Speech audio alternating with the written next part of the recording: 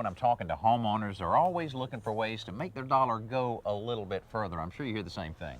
Oh, Danny, all the time when I go to people's yards and I'm trying to help them sort of with the plants that they have, one of the first things that I discover is that they put the wrong plant in the wrong place. And they'll say, you know, I've spent thousands of dollars over the years and look what I have to show for it. I'm so frustrated.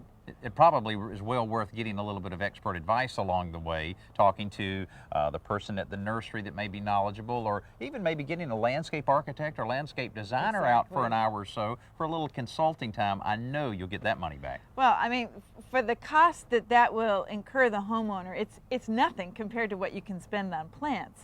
And so then I think the next thing is, once you've got that information, you want to draw up a list of everything that you want to get and do some comparison shopping. Yeah, that really makes sense. You know, another thing I hear all the time, neighbors will kind of consolidate their efforts when they're going to the rental center, by, you know, renting a rototiller or aerator, and kind of rent all that at the same time, and I know that saves money.